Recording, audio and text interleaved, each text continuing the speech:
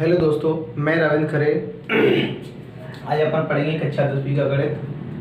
Part 3 है, दो चर वाले रैखिक समीकरण योग में। इस पार्ट का नाम है। कहने का मतलब ये है, जो रैखिक समीकरण, देखो दो चर वाले, चर का अर्थ होता है, चर क्या होते हैं? चर होते हैं A B C D D dot dot X Y Z तक। क्यों होते हैं? जिनका मान बदलता रहता है, चर कहलाता है। इसकी किताबों में कोई है सकती है, कोई अलग से परिभाषा हो। अचर क्या कहलाते हैं? अचर होते हैं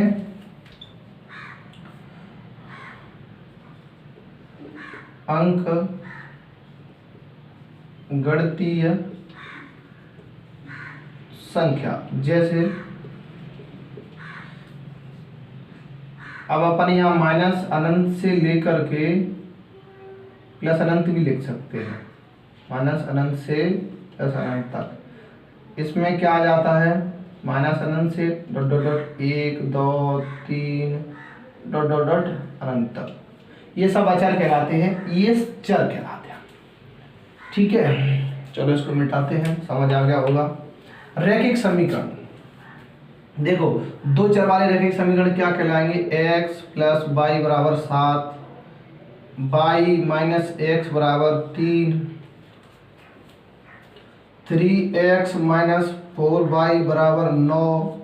कहने का मतलब ये है कि दो चर, यानी x एक चर है, y दूसरा चर है, y एक चर है, x दूसरा चर, दो वेरिएबल होना चाहिए चर, उसके समीकरण बनाओ तो ये बन सकते हैं। इनको रैखिक समीकरण बोला जाता है। इन पर ऊपर घात नहीं लगाएंगे, क्योंकि घात लग जाएगी तो फिर अलग ही मामला हो जाएगा। इसलिए घात रैखिक है, इसलिए घात नहीं लगाएंगे पर। ठीक है, वर्ग समीकरण होगा आगे चल के, और कुछ सीखेंगे तब कहीं आगे घात की बात आएगी। अभी तो रैखिक है तो ये इसी रूप में रहेगा। ठीक है, चलो रैखिक समझ आ गया। अब देखो युग्म वाली याद आती है। युग्म रैखिक शब्द बना कहां से है? वो है रेखा से। रेखा, अब रेखा क्या होती है? देखो ये एक लाइन को रेखा बोलते हैं। इसका प्रथम बिंदु अंतिम बिंदु अनंत तक जा सकता है। रेखा का कोई अस्तित्व नहीं है कि अपन एक जगह पॉइंट कर सकें। ये अनंत तक इधर जा सकती है, अनंत तक इधर जा सकती है। समीकरण मैंने आपको बता ही दिया। युग्म की बात चल रही है तो दो रेखाएं या तो ऐसे मिल सकती हैं एक दूसरे से। कहने का मतलब यह है कि एक हल निकल जाए, एक जगह काटें एक दूसरे को। दूसरी स्थिति कैसे हो सकती है कि दो रेखाएं ऐसे निकल जाए एक दूसरे के समांतर। तीसरी स्थिति कैसी हो सकती है? इनको मिटा दें। तीसरी स्थिति कौन सी हो सकती है कि देखो एक रेखा तो ये है और एक रेखा यहां से यहां तक, इसको बीच में मिल गई। जैसे देखो ए पी एक रेखा है और सी और डी दूसरी रेखा है। अब देखो A B C D, A B C D रेखा दो है। यहाँ पर ए बी है, एक रेखा है, और ये जो ए बी हमने लिखा है वो क्या है? इसके बिंदु हैं, ये आखिरी बिंदु मान लो या इसका ये पहला बिंदु मान लो, बिंदु है। ठीक है, हाँ। तो अब देखो ये दोनों रेखा हैं, एक दूसरे को एक जगह प्रतिच्छेद करती है, तो इनको क्या बोलेंगे? प्रतिच्छेदी। प्रतिच्छेदी रेखा। अरे चक्का छूट गया। प्रतिच्छेदी रेखा, और जो प्रतिच्छेदियों का हल होगा वो क्या कहलाएगा? अद्वितीय हल। अद्वितीय हल का मतलब क्या होता है? अद्वितीय मतलब इसके अलावा दूसरा नहीं है। तो देखो भाई यहां भी एक ही है, दूसरा नहीं है। इससे अपन समझ सकते हैं कि यहां अद्वितीय हल होगा। एक ही बार काट रहा है तो एक हल निकलेगा। ठीक है, चलो यहां आते हैं। ये कैसी रेखाएं? समांतर रेखाएं, समान अंतर। एक यहाँ भी जो अंतर होगा यहाँ भी होगा, सेम अंतर है। जैसे रेल की पटरियाँ कभी मिलती नहीं है, वो अलग अलग जाती है एक समान दिशा में, तो फिर इनको क्या कहेंगे, समांतर रेखा। और जो समांतर रेखा है ये कभी काट रही है दूसरे को, कभी नहीं काटती, इसलिए इसका क्या निकलेगा, कोई भी हल नहीं होगा। ठीक है, ये रेखा कैसी है, समपाती रेखा कैसी है, समपाती का मतलब ये होता है, ये मेरा हाथ है, इस हाथ के ऊपर अगर इस हाथ को रख दिया जाए तो ये एक दूसरे के समपाती हो जाएंगे। कहने का मतलब ये रहा, समझाने की कोशिश करूं। देखो ये पेन है, इस पेन पे अगर ये इतना सामने इसको कैप को रख दिया तो ये एक दूसरे के समपाती है। कहने का मतलब ये है कि इनमें गैप नहीं होना चाहिए और एक दूसरे के जस्ट ऊपर होना चाहिए। इसको ये पेन के ऊपर है, हो सकता है पेन ऊपर हो गए कैप नीचे हो सकता है, तो समपाती का अर्थ होता है समान अनुपात में, इसलिए वो समपाती कहलाती है। ठीक है, समझ आ गया होगा उम्मीद करता हूं। समपाती रेखा, अब समपाती रेखा में हल कितने निकलेंगे, देखो भाई समपाती यहाँ भी मिल रही है, यहाँ भी मिल रही है, यहाँ पूरी लाइन पर जो है हल निकाल सकते हो आप, क्योंकि जहाँ जहाँ टच करेंगे वो हल निकलेंगे। तो यहाँ क्या निकलेंगे, अनंत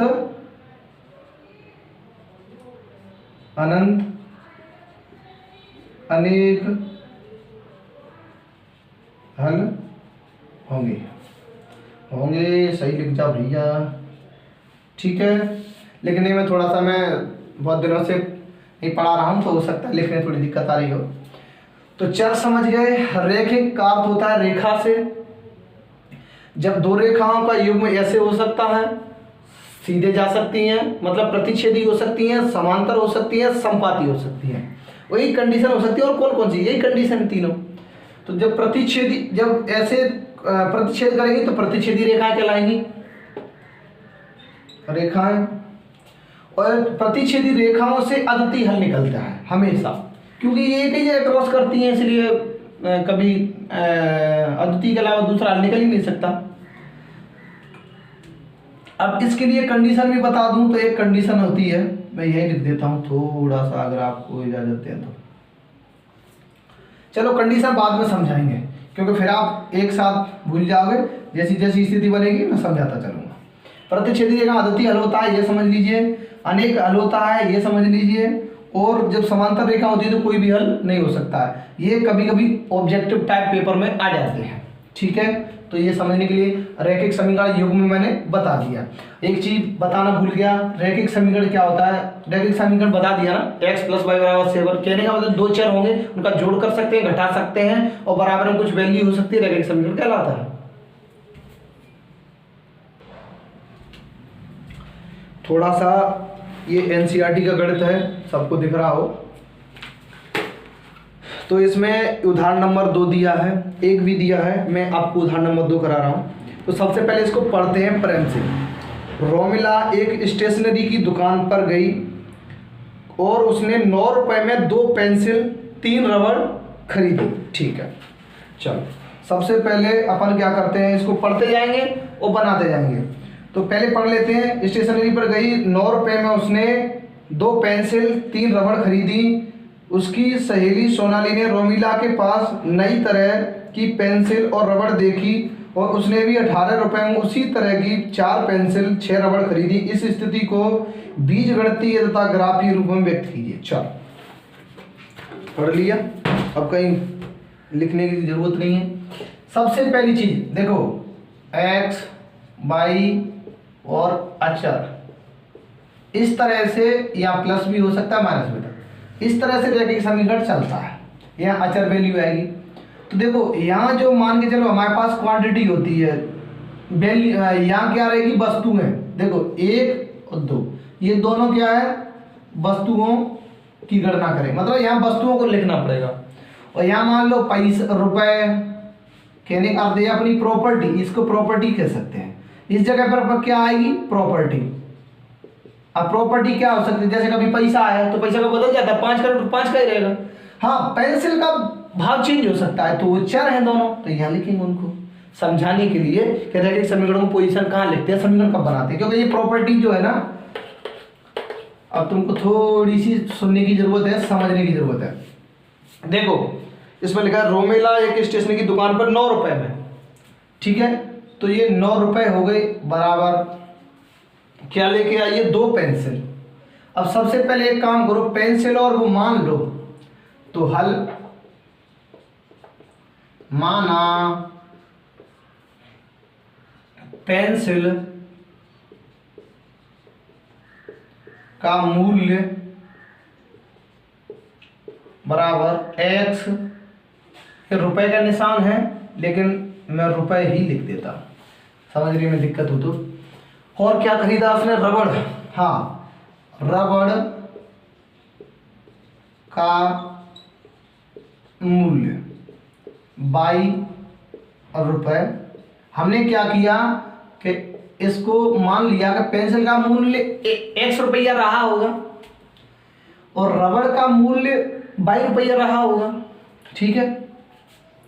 अब पूरा रुपए, अब देखो एक चीज समझो, हमारे पास 9 रुपए है, मैं अपनी बात कर रहा हूं, मैं 2 चीज खरीदने गया, देखो एक पेन लेने गया, एक कैप लेने गया, इसी से समझ सकते हैं कि एक कैप है, ये पेन है, मैं 2 चीज खरीदने गया दुकान पर, तो इसका मूल्य मुझे नहीं पता, इसका भी मूल्य मुझे नहीं पता, लेकिन इतना पता है कि मेरे पास रुपए 9 है, ठीक है। अब देखो इसका मूल्य कुछ भी हो सकता है, x मान लो, हमने x रुपए में खरीदनी है, ये 22 रुपए में खरीदनी है, तो वही चीज हम लोगों ने क्या किया, यहाँ पेंसिल का मान, इस पेंसिल का मान क्या कर लिया अपन ने, x रुपए मान लिया, और रबड़ का मान 22 रुपए मान लिया। अब जो प्रश्न कहेगा उस हिसाब से समीकरण बनेंगे, ठीक है। तो अब प्रश्न क्या कहता है हम लोगों से, प्रश्नानुसार, प्रश्न में क्या कहा गया है, प्रश्न में कहा गया है कि 9 रुपए में 2 पेंसिल और 3 रबड़। देखो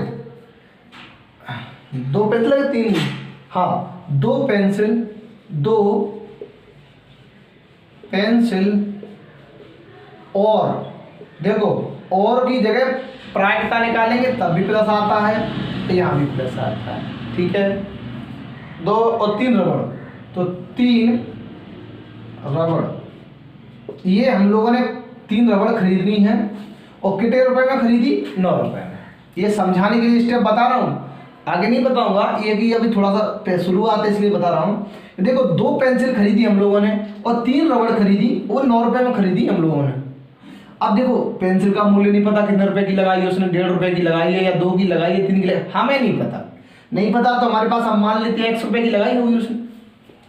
चलो तो 2 ये 1 रुपए की लगाई है।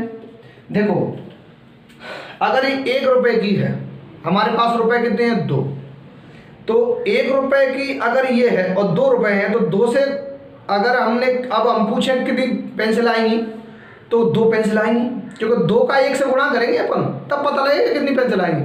तो वही काम हमने किया। देखो 2 तो पेंसिल है और कितने रुपए की है हमको नहीं पता, 1 रुपए की है, तो ऐसा ही काम हम यहाँ करेंगे। 3 बाई बराबर 9 रुपए में खरीदेंगे। ये आपका रैखिक समीकरण नंबर 1 बन गया। पुनः, अब पुनः प्रश्नानुसार लिखें या ना लिखें, आपको तथा करके लिख देता हूं मैं, तथा। अब और क्या पढ़ा गया सवाल में, अब देखो इसी तरह कौन जा रही है पेंसिल लेने के लिए, उसने सहेली सोनाली, तो 18 रुपए में उसी तरह की 4 पेंसिल। देखो रुपए कितने हैं, 18, ठीक है। अब पेंसिल कितनी खरीदी है उसने, 4 ही है ना, हाँ 4 पेंसिल और 6 रबड़। देखो पेंसिल का x आएगा, रबड़ का y आएगा, हमने यहाँ मान लिया है, कैसे आएगा वो मैंने समझा दिया, ठीक है। कैसे आएगा वो मैंने यहाँ स्टेटमेंट में समझा दिया। इसको आपको पेपर में लिखने की जरूरत नहीं है, डायरेक्ट ये लिखना है, लेकिन ये समझने के लिए आप लिख सकते हो अपने लिए कॉपी में। तो यहाँ क्या बन गया, समीकरण नंबर 2 बन गया। अब देखो समीकरण नंबर 1 बन गया, 1 और 2। अब थोड़ा यहाँ मिटाना पड़ेगा, जगह नहीं है, थोड़ा मिटा लेते हैं अपन। हमने कुछ नहीं किया, वो मिटा लिया है। और यहाँ की जो चीज में थोड़ा सा लिख दी है, माना पेंसिल हमने x रुपये मानी है, रबड़ y रुपये मानी है, ठीक है। इनको हमसे यहाँ से मिटाते हैं, यहाँ लिख दिया है मैंने, ठीक है। यहाँ देख लो 2x + 3y + 9, 4x + 6y = 18, यही उतारा है मैंने, कुछ नहीं किया, थोड़ा जगह निकालने के लिए किया है। बोर्ड बड़ा होता तो मुझे करने की जरूरत। अब देखो, एक यहाँ से प्रतिस्थापन विधि होती है, एक विलोपन विधि होती है। अगर आप लोगों को विलोपन विधि से करना है, अगर आप लोगों को विलोपन विधि से करना है समीकरण, विलोपन विधि से, यार ये तो एक ही समीकरण हो गया क्या? ये रेखाएं यहीं से पता लग रहा है हम लोगों को, समांतर रेखा है। ए बाई वो संपाती रेखा है, कैसे पता लग रहा है? देखो 2/4 यानी 1/2 आएगा, 3/6 यानी 1/2 आएगा, 9/18 यानी 1/2 आएगा। ये रेखा संपाती हैं, इनके अनंत अनेक हल निकलेंगे, ठीक है। यहीं से पता लग गया हम लोगों को। अब एक काम करो, अब क्या कर सकते हैं अपन यहाँ, या तो इसको 2 से गुणा कर दो समीकरण 2 को, या फिर एक काम करो, इसको पहले अपन क्या करते हैं, ज्यामिति रूप में दर्शाते हैं। ज्यामिति रूप में, ज्यामिति रूप में क्या दर्शाएंगे, समीकरण 1 से। अब समीकरण 1 के लिए, समीकरण 1 के लिए अब एक सारणी बनाओ। ये छोटी सी बनानी है, ज्यादा बड़ी नहीं, 2 मान आने नहीं चाहिए बस, x y।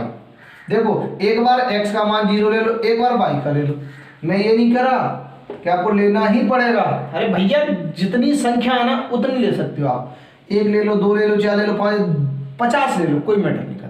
लेकिन मैं 0 आपको रिकमेंड इसलिए कर रहा हूँ कि एक 0 अगर लेने से एक वैल्यू खत्म हो जाएगी, हल करने में दिक्कत नहीं रहेगी।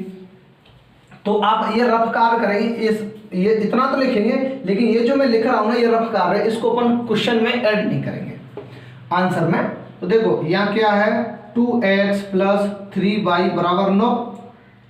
समीकरण 1 में यही तो है, x का मान 0 रखो। देखो 2 × 0 + 3y = 9, तो ये तो 0 हो गया, तो 3y = 9, ये 0 हो गया। और 3 से इसको काटेंगे तो y = 3। y का मान कितना आया है, जब अपन x लेंगे 0 तो y का मान 3 आएगा। अब यार इसका जरूरत पड़ेगी ग्राफ में, थोड़ा समझ लीजिए, पहली बार है, हो सकता है नहीं समझ आ रहा हो, ठीक है। अब क्या करेंगे, अब फिर इसी को उतारेंगे, हमने मिटा दिया, गलती हो गई। अब क्या किया हम लोगों ने, y = 0 ले लो एक बार, या y का मान 0 रख दो, तो 2x + 3 y का मान 0 = 9, तो ये 3 0 पे तब्दील हो जाएगा। तो 2x = 9, x = 9/2, तो यहाँ x का मान कितना आ जाएगा, 9/2, ठीक है भैया, 9/2 आ गया। चलो एक बार x 0 करना है, एक बार y 0 रखना है, बस यहाँ से ये मान मिल जाएंगे। अब तुम्हें जो काम करना है वो ये है, सबसे पहली चीज ग्राफ। ग्राफ खींचना है, देखना भैया थोड़ा सा, ऐसे तो मैंने सीधा खींचा है, गड़बड़ हो सकता है। अब एक ये बना लिए, अब समीकरण 2 के लिए भी बनाओ। समीकरण 2 के लिए, समीकरण 2 के लिए उतारो समीकरण 2 को, तो 4x + 6y = 18। अब यहाँ एक टेबल फिर बना लो, एक ग्राफिकल विधि है, इसको ग्राफिकल विधि बोलते हैं, बेन आरेख विधि। चलो तो एक बार फिर वही x को 0 रखेंगे, एक बार y को 0 रखेंगे। जब x 0 होगी तो y का मान क्या आएगा, कहने का मतलब ये है। तो चलो रखते हैं, x 0 रखेंगे तो 4 0 + 6y = 18, तो ये 0 हो गया, 4 से 0 से गुणा किया तो 6y = 18, 6 से कट गया 3 बार, y बराबर 3, y बराबर 3। अब इसको मिटाओ, ठीक है। और क्या है, अब y बराबर 0 रखो तो 4x प्लस 6 इंटू 0 बराबर 18, 4x बराबर 18।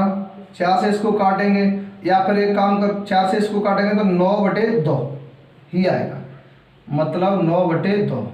देखो ये और ये, तो इसको मिटा दो थोड़ा सा, ये और ये अगर ये मान दोनों सेम आ जाए, समझ लो रेखाओं की अनंत अनेक होंगे, ये बात प्रॉमिस है, अनंत अनेक होंगे, अनेक।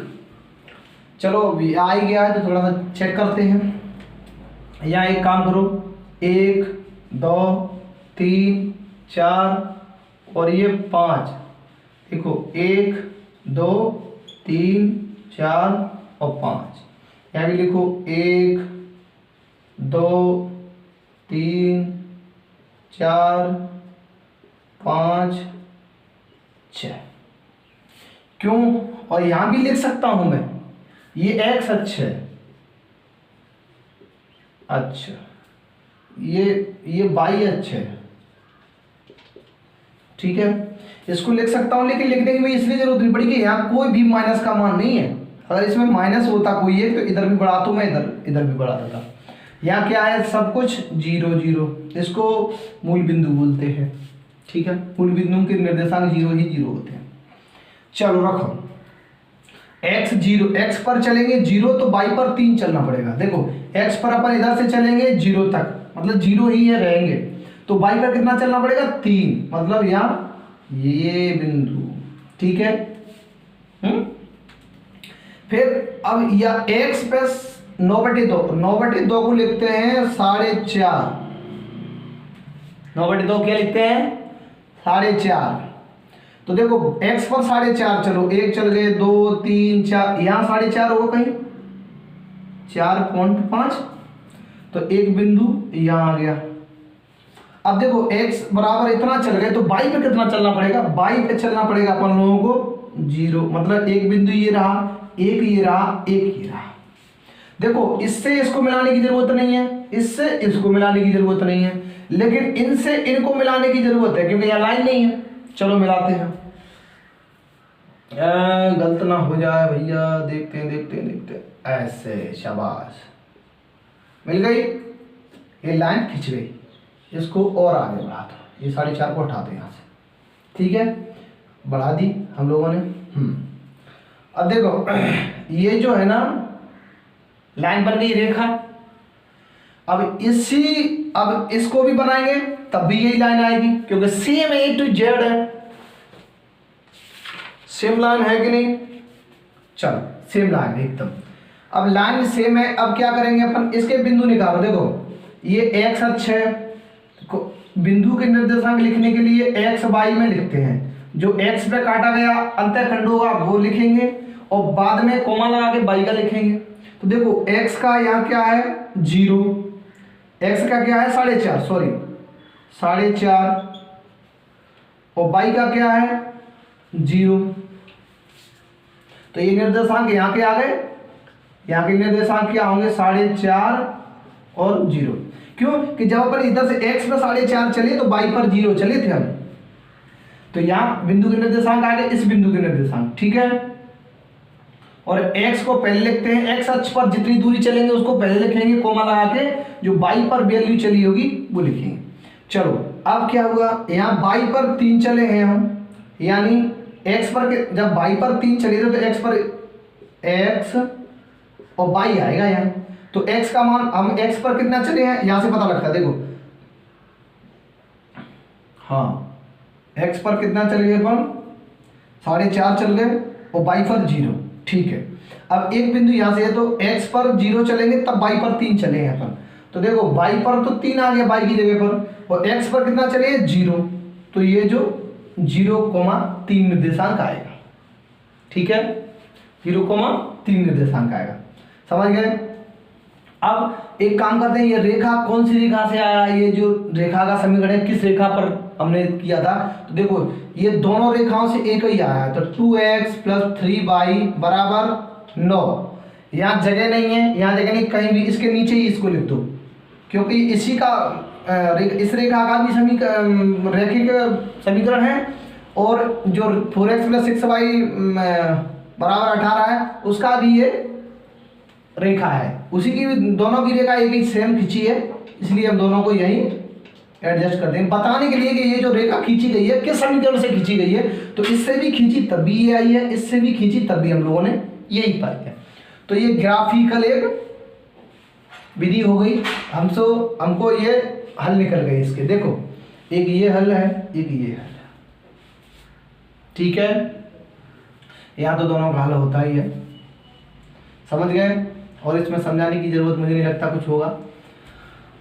अब x का मान देखो, x का मान हम लोगों ने पेंसिल x मानी थी और रबड़ मानी थी y, पहले ग्राफिकल समझ गए। अब वैल्यू कैसे निकाली जाएगी वो भी आप समझेंगे थोड़ी देर में। हाँ दोस्तों, इसमें हमने जो माना पेंसिल का बराबर x और y रबड़ माना था, इसमें वैल्यू नहीं पूछा है। अगर वैल्यू पूछा होता तो इस समीकरण 1 व 2 से प्रतिस्थापन विधि से या विलोपन विधि से हल करके यहाँ से x और y के मान अपन निकाल लेते, तो x और y का मान मिल जाता, पेंसिल का मूल्य मिल जाता, रबड़ का मूल्य। लेकिन इस प्रश्न में ये जो है ना, ये बीजगणितीय रूप हो गया, ये जो हो गया ग्राफीय आरेख विधि हो गया। तो आरेख रूप में हम लोगों ने दर्शा दिया, ये है ऐसे दर्शाना है, और बीजगणितीय रूप ये है, तो हम लोगों ने दर्शा दिया, यही आंसर, और कुछ नहीं करना है इसमें, ठीक है। इसके अलावा क्वेश्चन नंबर दूसरा देखेंगे। इसमें एक चीज और देख सकते हैं अपन, देखो रेखा 2x प्लस 3y बराबर 9 यही रेखा है, और 4x प्लस 6y बराबर 18 यही रेखा है। तो देखो ये रेखा जो है ना अनेक बार मिलेगी, क्यों कि एक दूसरे के ऊपर रेखा है ये। इसको मैं डबल लाइन से कर सकता हूँ क्या, देखो डबल लाइन करना चाहता हूँ मैं, एक दूसरे के जस्ट ऊपर रेखा है ये, तो रेखा संपाती हुई, और रेखा जब संपाती होगी तो इसके अनंत अनेक हल निकलेंगे।